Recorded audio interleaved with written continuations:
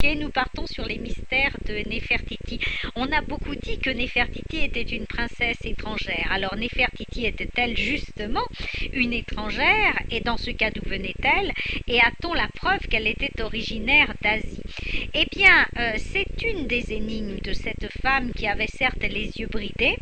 Donc on a dit d'abord qu'elle pouvait être nubienne, et puis après on l'a examinée, on a dit qu'elle pouvait être asiatique, et surtout, comme il y a eu cette adoration pour le dieu soleil Aton pendant des années, et que les asiatiques adorent le dieu soleil, eh bien on a pensé qu'elle avait pu influencer son époux Aménophis IV Akhénaton pour créer la ville du dieu soleil en Moyenne-Égypte que l'on a appelée, enfin qu'ils ont appelée Akhétaton.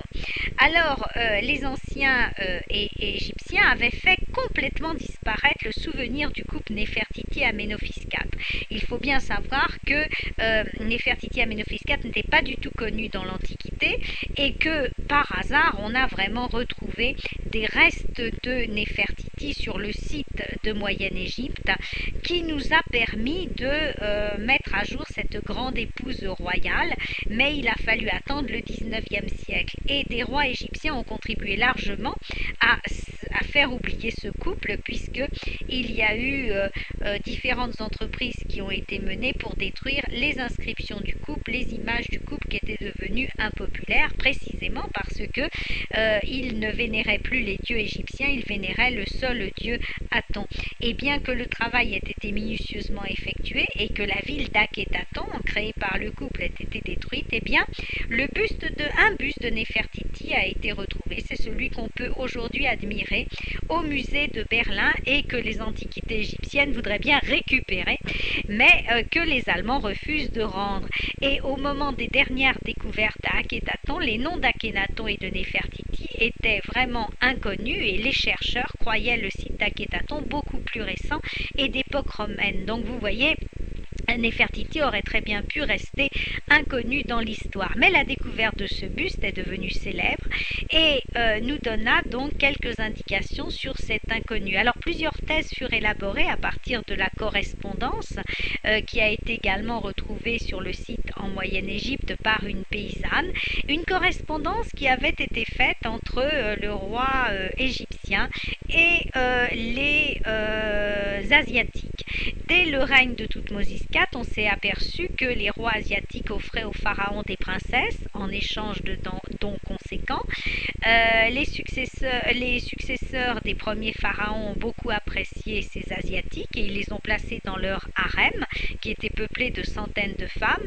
Et donc ces lettres échangées entre le roi asiatique et le pharaon prouvent que le pharaon acceptait à la cour plusieurs princesses de haut rang, souvent filles de rois elles-mêmes, et qui étaient très bien considérées.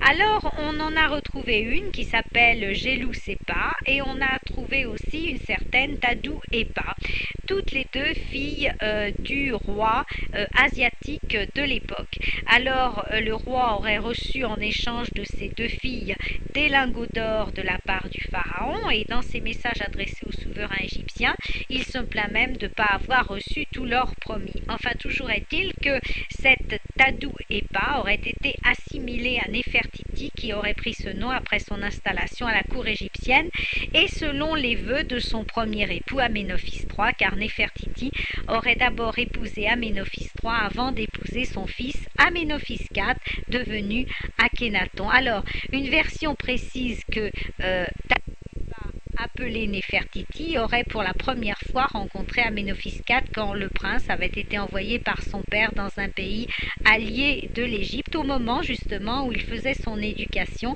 et afin de connaître les tributaires de son pays. On raconte aussi que Aménophis IV aurait été très très tôt attiré par cette jeune fille et donc, dès qu'elle était à la cour, je vous l'ai dit, Tadou Epa aurait pris le nom de Néfertiti. Mais est-ce que Tadou Epa est bien Néfertiti? Alors, on savait, comme je vous l'ai dit, que les Asiatiques adoraient déjà le dieu soleil, que les filles du roi asiatique étaient arrivées à Thèbes avec des vaisseaux à la proue ornés de la divinité solaire. Depuis le règne de Thoutmôsis IV, elles encourageaient l'entourage du roi à honorer ce dieu supérieur. Mais si Néfertiti était asiatique et qu'elle adorait honorait le soleil, il semble subitement évident qu'elle ait convaincu son époux d'honorer la divinité solaire. Tout ça se tient. Cependant, eh bien, une autre thèse prouverait que Néfertiti n'était pas du tout une étrangère et que finalement elle serait tout simplement née en Égypte, qu'elle appartenait à la famille royale, qu'elle fréquentait la cour et que donc Amenophis III et Amenophis IV avaient l'occasion de la rencontrer très très souvent, et elle est donc devenue tout naturellement grande épouse royale. Donc Tatuepa, qui existe bien sûr dans l'histoire, serait donc une autre femme, fille du roi asiatique, puis devenue femme des pharaons égyptiens. Mais il faut bien distinguer en fait les asiatiques de Néfertiti, qui selon la dernière thèse seraient donc égyptiennes.